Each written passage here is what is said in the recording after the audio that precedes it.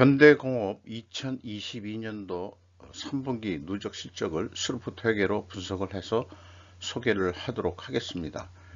매출은 11.8%가 증가했고요. 영업이익은 12%가 증가했습니다. 거의 매출 증가율하고 영업이익 증가율이 거의 비슷하게 나오고 있습니다. 그리고 재고자산 매출원가에 오류가 발견되었습니다. 하단에 나와 있는 내용 참조해 주시고 내용이 좋았다고 생각하시면 구독, 좋아요 꼭 부탁드리겠습니다. 그리고 1.5 배속을 보시기 바랍니다. 원가회계 손익으로서 매출은 1878억 원을 달성해서 11.8%, 그 다음에 그 가공비 배부 재고자산이 이 회사의 경우에는 제품 하나밖에 없습니다. 47.1%가 증가했습니다. 매출 증가보다 그 재고가 좀 더 많이 크게 증가한다는 것은 바람직하지 않은 재고 관리라고 할 수 있겠습니다. 매출 원가가 12.3% 조금 더 크게 증가해 가지고 매출이익 좀 줄었고요. 그 다음에 그 판매 관리비를 좀 줄였습니다. 그래서 이 영업이익은 12.6%가 원가 회계상으로는 증가한 것으로 그렇게 결산이 됐습니다. 105억 원대네요. 생산성 면에서는 크게 변동이 없습니다. 영업이익률이 한 0.1%지만 소수점 한 자리로서는 크게 차이가 안 나는 거로 그렇게 되어 있고, 또 원가 생산성도 마찬가지가 되겠습니다. 그러면 스루프트 회계로 그 분석한 결과를 말씀드리면 매출에 비례하는 매출 재료비는 그 약 0.1% 작게 증가를 했습니다. 이렇게 됐고요. 그 다음에 그 스루프트 재고로는 46.3%가 증가했습니다. 스루프트는 12.5% 증가했고요. 스루프트율은 0.1% 상승했습니다. 약간 상승한 거죠. 운영비용이 12.8% 증가했습니다. 그래서 결과적으로 104억 원의 이 영업이익이 났는데 12% 증가한 것으로 그렇게 산출이 됩니다.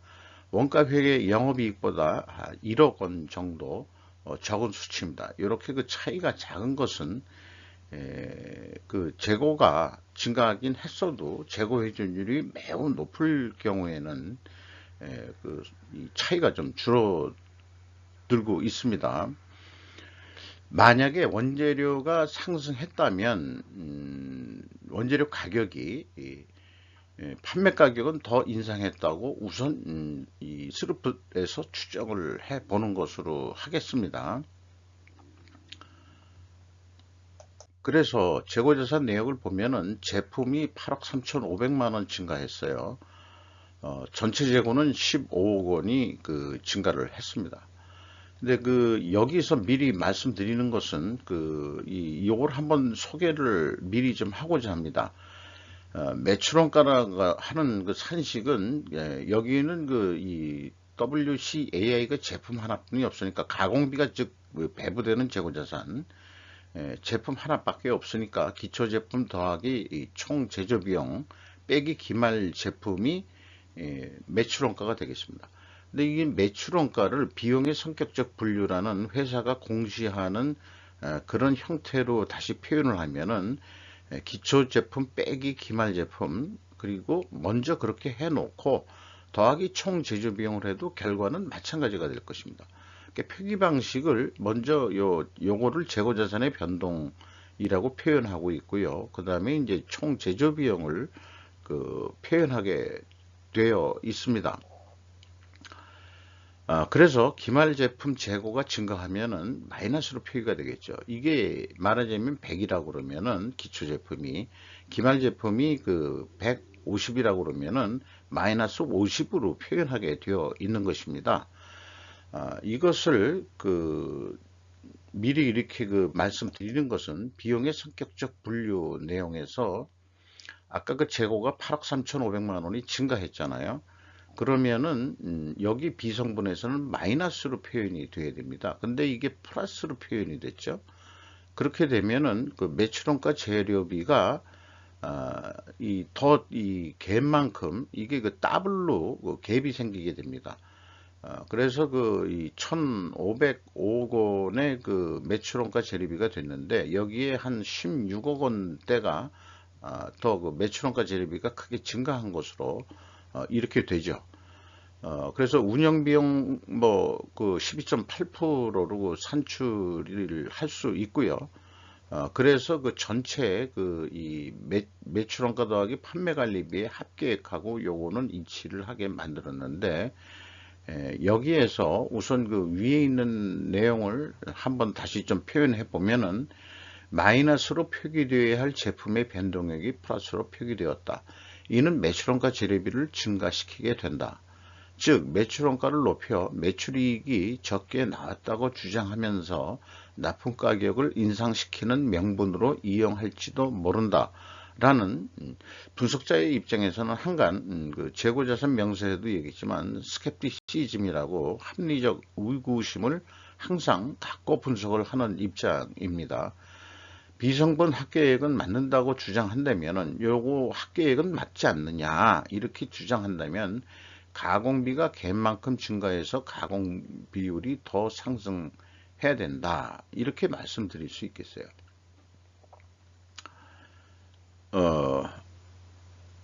그리고 가공비가 이 17.3%가 증가했는데, 비율로는 이 0.5% 상승한 것으로 되어 있습니다. 이러면 상대적으로 매출원가 재료비가 내려갔다 이렇게 인식할 수밖에 없는 거죠. 이거를 결국은 여기서 증가를 시켰으니까 운영 비용에서 아마 이 줄였을 겁니다. 줄였다기보다는 그 실무 회계진이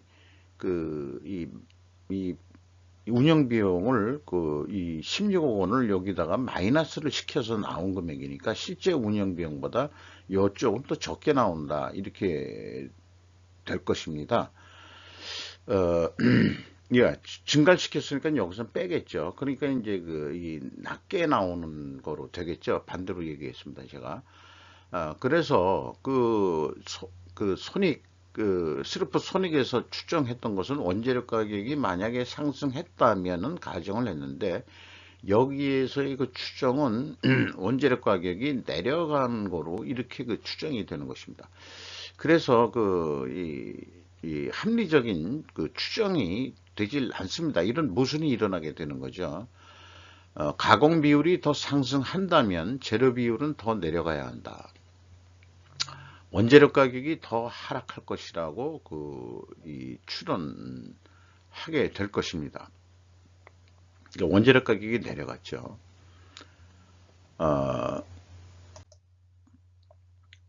그리고 비용의 성격적 분류 내용에서 추론해 가지고 뽑아낸 PQ 총지재 비용은 아까 말씀드린 대로 PQ 총지재 비용이 16억 7,100만 원 차이가 나는데, 이게 이 플러스 마이너스를 부호를 바뀜으로 인해 가지고 이 16억 원이 이 차이가 나는 거죠. 거의 뭐 17억 원 차이가 나는데, 그래서 P라는 게 이제 회사가 제시하는 데이터에서 뽑는 건데, Q는 이 스루풋에서 산출하는 것이고요. 그래서 P 총 제조 비용이 적게 나오는 것으로 이렇게 됩니다. 생산 재료비도 마찬가지로 이제 그렇게 되겠죠. 그래서 그거를 이 2단계로서 이렇게 비교를 하면은 이게 부호가 1번이 플러스면은 2번 비성분 재고자산의 변동은 마이너스로 표현되어야 되는데, 이게 플러스로 표현됐다 그러면 이게 그냥 오류구나. 이게 단순 오류인지 의도적 오류인지 그것은 확인할 바가 없는데, 이 현대공업이 자동차 부품 업체로서 지속적으로 이렇게 오류를 내고 있는 거를 뻐젓이 몇 년 동안 계속 공시를 하고 있는데, 이거를 왜 이 회계 감사는 잡아내지를 못하고 있을까 하는 게 매우 의구심이 납니다. 3단계 현금 흐름표 기준 전체 재고자산의 증가액 검증은 비공개로 불가합니다. 이 현금 흐름표에 또 말하자면은 그 내역을 비공개하고 있어요. 아마 그 제 생각에는 현금 시sek을 마치는데 그 현금 흐름표는 그 역산으로 그 풀어내는데 일반 뭐 중소기업들 그 실무진은 그 규모가 작은 데서는 현금 흐름표를 작성할 능력이 안 되는 수준들이 많다. 그래서 실질적으로 회계감사는 그 이 컨설팅 자문을 못하게 돼 있는데 실질적으로 얘기를 들어보면은 현금 흐름표를 그 회계법인한테 그 부탁을 해서 규모가 작은 기업에 그만한 그 회계 역량이 있는 사람들이 좀 부족하다 보니까 회계법인이 그걸 작성해 주는 기업도 없지 않다 하는 얘기를 좀 간접적으로 좀 들은 바가 있습니다. 어쨌든 현대공업은 뭔가 기본적인 회계 역량이 부족한 재무회계 직원들이 있는데 이것을 제가 만약에 현대공업에 직접 그 연락을 해서 당신들 좀 고치세요 라고 얘기한다 그러면은 아마 그 회계 담당의 그 일신상의 불이익이 분명히 그 좀 있을 거로 예상이 되기 때문에 그 자제를 하고 있습니다. 저는 이런 걸 보면은 그냥 답답해가지고, 그 왜 이럴까? 그 회사가 잘 나가는데, 뭐 이런 식으로 좀 느낌이 듭니다. 인건비 쪽에서도 좀 매우 이상한 현상이 일어났습니다. 작년, 그 매출액 다 그 동일하고 이익도 동일하게 나왔는데, 그 결과가 결국은 여기 그 인건비가 그 24.4%나 감소했거든요. 그러니까 그 이 월급을 깎아서 이 작년과 같은 이익을 유지를 했다는 게 그 성립이 될 수 있겠냐 이런 얘기죠.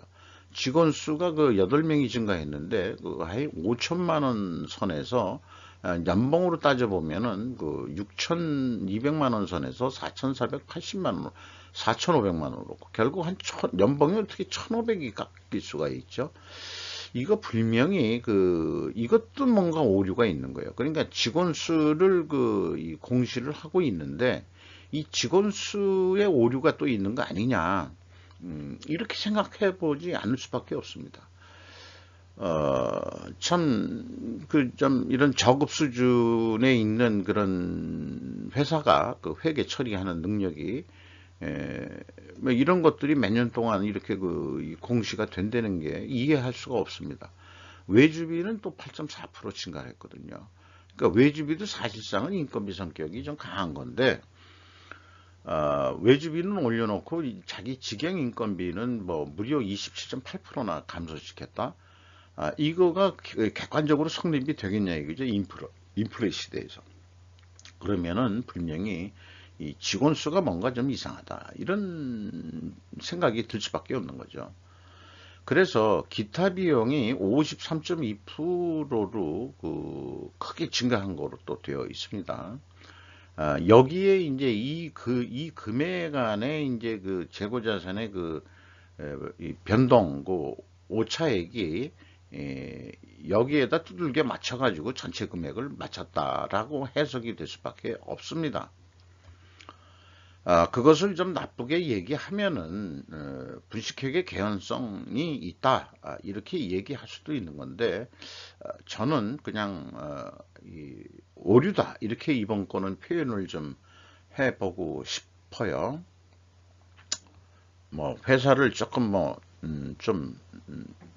좋게 보려고 자꾸 하니까 그래서 그런지 모르지만은 그래서 먼저 그 원재료 가격 추이를 보면은 이 회사가 원재료도 참 이 내역을 아주 구체적으로 잘 써가지고 이렇게 공시하는 기업입니다. 이런 경우는 또 이런 건 또 그 철저하게 하고 있어요. 이 매출 규모가 적은 회사, 대기업도 이렇게 안 하는데 무슨 제품이 뭐 자동차 부품이지만 뭐 자관은 이렇게 그 원재료가 이렇게 많이 들어가네요. 수입품도 있고 어쨌건 단순 평균을 좀 해볼 수밖에 없었습니다. 2.5% 인상이 됐습니다. 그래서 근데 1차 손익계산서의 추론은 원재료 가격이 상승했다면 판매 가격은 더 인상시켰을 것이다라고 추론을 했죠. 그리고 2차 비성분의 출원으로서는 그 가공 비율의 상승은 원재료 가격의 하락으로 1차 출원과는 모순되는 거죠. 그리고 그 3차 경영평가에서의 출원을 이제 소개할 건데, 이거가 이제 어떻게 나올 거냐. 원재료 가격 하락이냐, 상승이냐. 여기 회사가 발표하는 것으로는 원재료 가격이 상승을 했습니다. 자, 과연 어떻게 나올지 좀 두고 보죠. 경영평가 지표인데요. 이 재고 회전율, 제품 회전율입니다. 이게 그 매우 회전율이 높습니다. 이 회사는 참 그 재고를 매우 잘 관리는 하고 있다고 생각을 합니다. 근데 이제 작년도보다 뭐 23.7%나 내려갔습니다. 수르픈율은 또 증가했고요. 이렇게 역방향이면은 이제 분석 경험상 분식회계 개연성 가정을 합니다. 근데 우리는 그런 회사가 아닙니다라고 주장하려고 그러면은 반증을 해야 되는데, 원재료 가격 대폭 상승과 그 다음에 그 판매 가격의 소폭 상승으로 추론할 수 있고 이를 입증해야 한다. 왜 그러냐면 이 갭이 너무 커서 그래요. 그래서 이게 재고 회전율이 이렇게 크게 줄었다는 것은 실제 물량이 증가할 수도 있습니다만은 외부에서는 일단 금액으로만 볼 수 있기 때문에 이런 이 증감률의 그 폭이 전에는 그냥 회전수로만 제가 표현했는데 비율로 한번 해보면은 그 갭이 더 드러나니까 재고 회전율도 그 퍼센테이지로 증감률을 회전율을 그 퍼센테이지로 그 증감률을 좀 산출해 본 거죠. 그래서 이렇게 갭이 심하다 이런 얘기죠. 그래서 그 내역을 보면은 아까 이 원재료 가격이 결국은 상승을 했잖아요. 그러니까 원재료 가격 상승은 그 입장이 되고, 그 다음에 이제 그 재료 비율로 곱하면은 이 제품 가격 상승 압력률은 2.1%가 됩니다. 근데 실질적으로 가격, 가중 평균이 이번에 여기에서는 가능했는데, 10.7%나 크게 인상이 됐습니다. 그러니까 제가 처음부터 추론한 대로 매출 원가 재료비가 증가를 해서 결국은 이렇게 원가들이 올랐으니 가격을 더 올려주세요 라는 거로 이용해 먹으려고 의도적으로 그렇게 하는 거 아니냐. 분석하는 입장에서는 좋게 보는 게 아니라 항상 비판적인 입장에서 합리적 의구심이라고 스캣tips이 좀 정신으로 하는 거니까. 그런데 이 판매 가격은 대폭 인상이 됐죠. 아까 추론은 요거로 봐서 0.8%는 소폭 인상 정도 해야 되는데 10.7%나 크게 상승을 한 거죠. 그래서 뭐 앞뒤가 좀 매끄럽게 맞아떨어지는 게 없다. 이렇게 이제 얘기할 수 있겠어요. 이렇게 규모가 작은 회사의 한 가지 재고 자산의 변동 범위 표기를 줄임으로써 나타나는 경영성과 평가에서는 이렇게 차이를 낼 수 있다는 게 이제 문제가 되는 거죠. 그래서 사람들이 잘못된 판단을 하게 되고, 그 다음에 또 그게 의도적이었다 그러면은 납품 가격 협상하는데 악용을 하는 거 아니냐라는 생각까지도 좀 해볼 수 있지 않을까. 그래서 제품 가격은 원재료 가격 추이와 제품 가격 추이를 상세히 공시하는 기업으로서 비성분의 오류는 참 그래서 이해하기가 어렵다. 그래서 비성분 제품의 변동의 표기가 의도적 오류이냐 비의도적 오류인가. 현대공업은 오류를 제거함으로써 지혜를 배워야 한다라고 좀 공고를 하고 싶네요. 제품 가격이 이렇게 5가지가 있는데 제품이 시트, 암레스트, 헤드레스트, 사이드 패드, 백보드 이렇게 됐는데 이게 구체적으로 저는 사실 자동차의 어떤 부분인지 모르겠습니다만 시트라 그러면 뭐 의자에 어떤 들어가는 팩트라 그러면 깔개인가 그런 건지 또 헤드레스트 뭐 이런 것들이 이제 뭔지 잘 모르겠습니다만은 백보드도 뭐 이름은 알겠지만 구체적으로 어떤 형상인지 이 용어를 잘 모르겠습니다. 그런데 매출 비중을 회사가 그대로 요 품목대로 표기를 해줬어요. 이 매출액에서 그러면은 그 증감률에서 매출 비중을 곱하면은 가중평균이 나오는데 이걸 다 더하면은 10.7%의 그 가격이 인상이 됐다. 이렇게 될 수 있겠습니다. 어쨌든 오류가 난 그런 결과를 가지고도 그 우선은 여기가 이제 16억 7,100만 원의 그 오차를 가지고 그 매출원가 갭도 있고 PQ 총지급비용의 갭이 있는데 현실과는 다른 그런 갭이 있는 그런 거로서 산출해 낸 거지만은 3분기 실적 1870억을 기준으로 해서 연말까지 매출액을 예측하면은 2337억 원의 매출이 예상이 되지 않겠냐. 이런 경우에 131억 원의 이익이 난다. 요거를 이제 납품 가격으로 비유를 해서 얘기를 하자면은 이렇게 견적가를 내서 협상을 잘 해가지고 대부분 메이커들이 이제 그 가격을 깎으니까 아까 얘기한 대로 원재료 가격이 좀 많이 올라시다. 뭐 이렇게 되는데 사실 2.5%뿐이 오르질 않았죠. 그래서 그 계약이 그 23만 원에 됐다고 그런다면은 한 1,600원 남는 거로 그래서 이게 조금 더 이익을 내보자 그래서 매출을 5%를 더 좀 납품을 더 좀 하게 해달라 해서 만약 성공을 한다면은 24만 1,500원에 이제 이 가격을 뭐 인상했다고 이렇게 해도 해석이 될 거고요. 그 경우에 그 재고가 60%가 증가하는 것으로 봤습니다. 그러면은 한 13,800원이 남는 거로 되어 있는데 거꾸로 재고만 감소시킬 경우는 어떠냐? 그러면은 이제 매출이 더 돼서 이제 그 매출효과가 더 증가하지 않으니까 매출이 증가하지 않으니까 그냥 그 23만 원에 그냥 된다 그러면은 재고가 감소하면은 60%를 감소시켰다 그러면은 영업이익은 13,000원에서 8,000원으로 급격히 이렇게 떨어지는 것으로 원가 회계는 예상이 되겠습니다. 스루풋 회계 기준으로서 연말 매출액을 예측해 보면은 뭐 요거 유사하게 나와가지고 이것도 이제 23만 원에 계약이 됐다. 그러면은 8,000원 돈, 그 스루풋 쪽은 좀 적게 나오게 되는 것으로 되어 있습니다.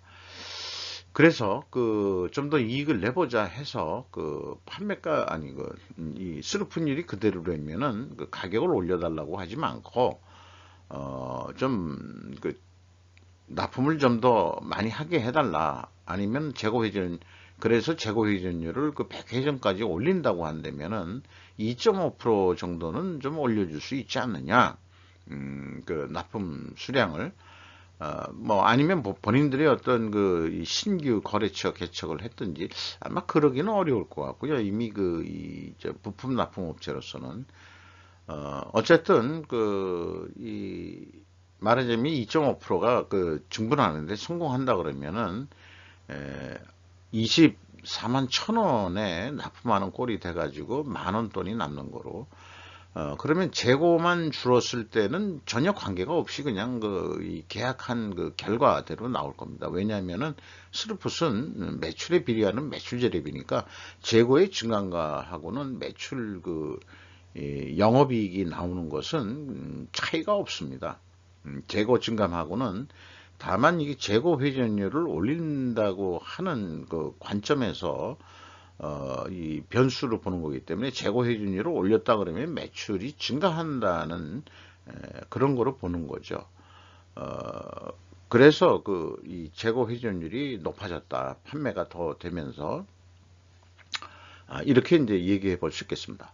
자, 그래서 뭐 거의 뭐 동일한 항상 그 스루풋 회계의 그 내용을 계속해서 방송하고 있습니다만은 이렇게 스루풋 회계로 분석을 하다 보면은 자연스럽게 기업의 오류가 눈에 띄게 되는 경우가 있고 분식회계 의구심이 나는 경우도 비일비재하게 일어난다는 게 현실이죠.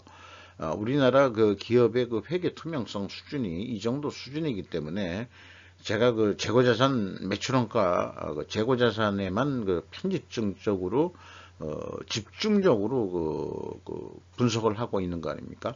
하나만 가지고도 그런데 아까 직원 수나 뭐 인건비도 좀 이상하게 좀 나온 게 있습니다만은 그래서 더 선진국이 되고 우리나라가 또 계속 그 긍정적인 어떤 그 발전을 하고 그런다 그러면은 이런 그 회계 투명성이 밝아지는 높아지는 나라 그게 아마 또 요즘 유행하는 ESG적인 그 차원에서도 추천되고 권고되는 그러한 방향이 아닐까 이렇게 생각합니다. 규모가 작은 부품 회사였습니다만은 그 오류에 대해서 설명하냐고 시간이 좀 많이 걸렸습니다. 참고가 되셨기를 바라고요. 이상 마치도록 하겠습니다. 감사합니다.